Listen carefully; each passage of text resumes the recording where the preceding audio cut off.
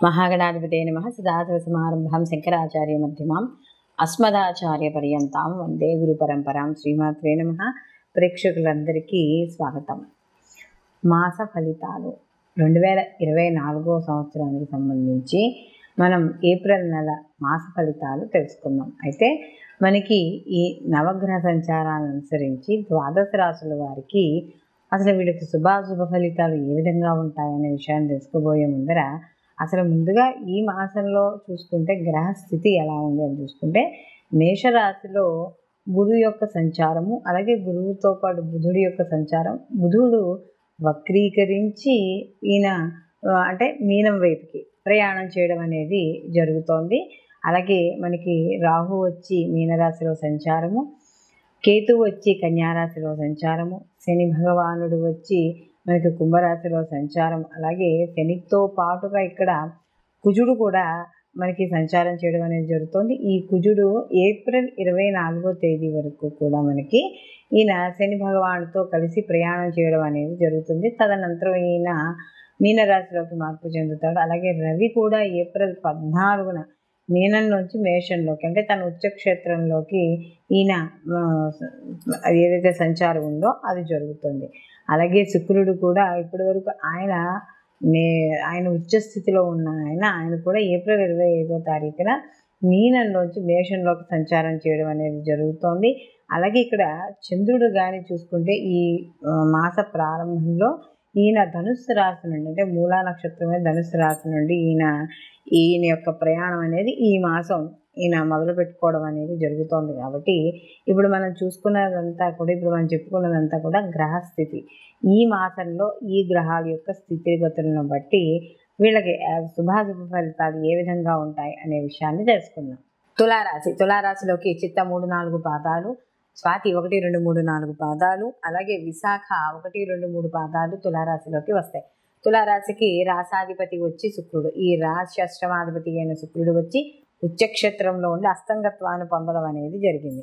కాబట్టి ఎప్పుడైతే ఈయన రాష్ట్రాధిపతి అయిన శుక్రుడు ఇక్కడ వీళ్ళకి ముఖ్యంగా ఈ స్థానం అంటే వీళ్ళకి చూసుకున్నప్పుడు షష్టమ స్థానంలో ఎప్పుడైతే ఉన్నాడో ఈ తులారాశి వాళ్ళకి కొంత అంటే కొంత ప్రతికూల ఫలితాలు, కొంత అనుకూలమైన ఫలితాలు పొందడం అనేది కూడా జరుగుతోంది. ముఖ్యంగా ఇక్కడ శుక్రుడు ఎప్పుడైతే వీళ్ళకి ఈ యొక్క షష్టమ స్థానంలో సంచారము, అందులో సప్తమ స్థానంలో బుధుల యొక్క సంచారము, బుధుడు కూడా వక్రీకరణ కాబట్టి ఈయనేమయ్యాడు మళ్ళీ బుధుడు వచ్చి వీళ్ళకి భాగ్యాధిపతి అలాగే వ్యయాధిపతి అయ్యాడు. అలాంటి బుధుడు ఇక్కడ ఉండడం వల్ల కాస్త సహజంగా ఇక్కడ శుక్రుడు కూడా ఎప్పుడైతే ఉచ్చని పొంది అస్తంగత్వం పొందాడో ముఖ్యంగా అంటే సోదరుల విషయాల్లో లేదా ముఖ్యంగా స్త్రీల విషయాల్లో అక్కడ అక్క కావచ్చు, చెల్లి కావచ్చు, తల్లి కావచ్చు, లేదా పనిచేసే ఉద్యోగం చోట ఉండే ఆడవాళ్ళు ఎవరైనా సరే మాట్లాడేటప్పుడు జాగ్రత్తగా ఉండాలి. అలాగే ఇక్కడ కూడా వీళ్ళకి ద్వితీయాధిపతి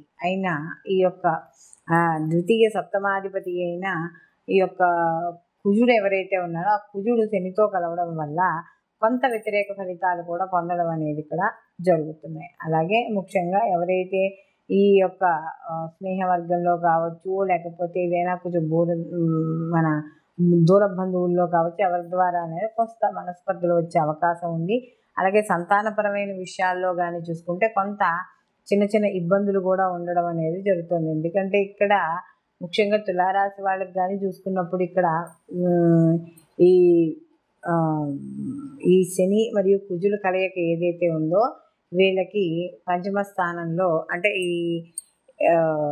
ఈ కలయిక అనేది కొంత వ్యతిరేకత ఫలితాలు ఇస్తున్నా కూడా వాటి ఉండే స్థితి కూడా అంత పెద్దగా లేకపోయినా, ఎందుకంటే పంచమ స్థానం అంటే సంతాన విషయాల్లో కాస్త ఇబ్బందులు ఇందాక మనం చెప్పుకున్నట్టుగా, అలాగే రాజకీయ పరంగా కాస్త అనుకూలంగా ఉంటుంది.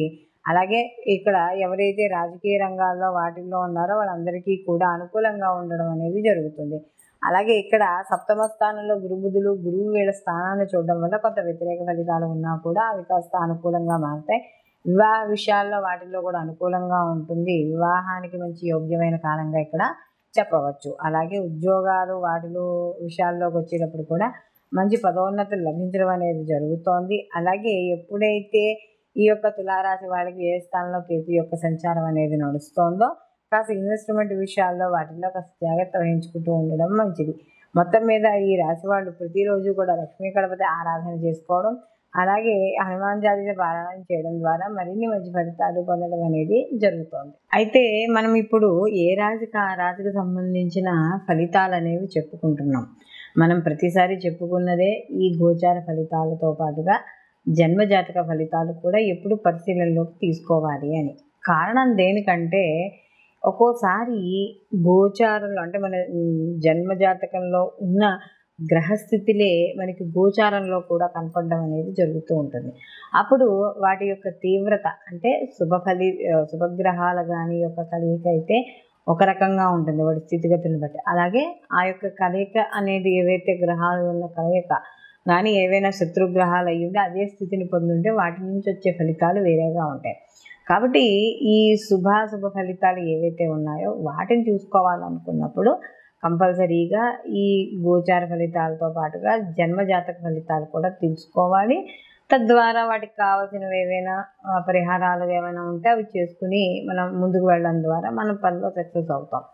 అయితే ఇక్కడ ఈ ప్రత్యేకంగా ఇప్పుడు మాత్రం మనం చూస్తున్నప్పుడు ఎలా ఉంటుందంటే కొన్ని గ్రహాలు కంబస్ట్ అయి ఉంటాయి, అంటే కలిసి ఉంటాయి. ఈ కలిసి ఉండడం వల్ల ఏమవుతుంది అంటే గోచార ఫలితాల్లో ఒక్కోసారి తీవ్రమైన మార్పులు రావడం అనేది జరుగుతుంది. ఎలా అని కానీ చూసుకున్నప్పుడు ఏవైనా కొన్ని పాపగ్రహాలు అంటే లేదా శత్రుగ్రహాలు 2 గ్రహాలు కలిసినప్పుడు 2 లేక అంతకంటే ఎక్కువ గ్రహాలు అవి కలిసి ఒక రాశిలో ఉన్నప్పుడు ఆ రాశి నుండి అంటే వాళ్ళకి మొత్తం 12 రాశుల వారికి కూడా వాళ్ళ జన్మరాశి నుండి ఆ గ్రహాలు ఉండే స్థితిని బట్టి వాళ్ళకి మంచి చెడు సంబంధించి శుభ అశుభ ఫలితాలు పొందడం అనేది జరుగుతుంది. ప్రస్తుతానికి మనం ఇప్పుడు కానీ చూసుకుంటే ఈ మాసాల్లో చూసుకుంటే ఈ శని భగవానుడు అలాగే రవి లేకపోతే మనకి కుజ శనులు కుజ రవులు లేదా కుజ రాహువులు అలాగే రవి రాహువులు ఈ కలయిక ఏదైతే ఉందో ఇది కొంత అంటే కొంత సమాజంలో కావచ్చు, కొంత వ్యక్తిగతంగా కావచ్చు, కొంత వ్యతిరేక ఫలితాలను ఇవ్వడం అనేది జరుగుతోంది. అంటే కాస్త తెలియని అంటే ఎక్కువగా యాక్సిడెంట్స్ అవ్వడం కానీ లేకపోతే గొడవలు అవ్వడం కానీ అల్లర్లు జరగడం కానీ ఏదో రకంగా ఇలా దేశంలో ఏదో ఒక మూల కావచ్చు, లేకపోతే వ్యక్తిగత జాతకాల్లో చూసుకున్నప్పుడు గోచార ప్రకారంగా కూడా కొంత వాళ్ళకి ఈ ఇంట్లో కావచ్చు లేకపోతే ఏదైనా వాళ్ళు చేసే వ్యాపార సంస్థల్లో కావచ్చు ఇలా కాస్త మానసిక అశాంతి అనేది ఏర్పడుతూ ఉంటుందనేది మనకి ఇక్కడ కనబడుతుంది. కాబట్టి ఇక్కడ ఈ గోచార ఫలితాలతో పాటు జన్మజాతక ఫలితాలు అలాగే గోచారంలో కూడా ఉన్న మిగతా గ్రహాల యొక్క స్థితి ఏమిటి, ఏదైనా పాప స్థితుల్లో కానీ ఉంటే అసలు ఎటువంటి పరిహారాలు చేసుకోవాలి ఏమిటి అనేది కూడా మనకి ఈ వీడియో ద్వారా ఏ రాశి వాళ్ళకి ఆ రాశి వాళ్ళకి చెప్పడం అనేది జరిగింది. కాబట్టి అవి చూసుకోవడం ద్వారా కొంత ఇప్పుడు ఏవైతే ప్రతికూల ఫలితాలు ఉన్నాయో అవి దాటుకుని అనుకూలమైన ఫలితాలు మీరు పొందడం అనేది ఇక్కడ జరగడం ఉంటుంది. కాబట్టి అందరూ కూడా ఈ పరిహారాన్ని తప్పనిసరిగా పాటించుకోవడం ద్వారా మంచి అంటే ఏదైతే మనకు ప్రతికూల ఫలితాలు ఉన్నాయో ప్రతికూల ఫలితాలు తగ్గడం అనేది ఖచ్చితంగా జరుగుతుంది. సర్వే జన సుఖినో భవంతు, లోకా సంస్థ సుఖినో భవంతు.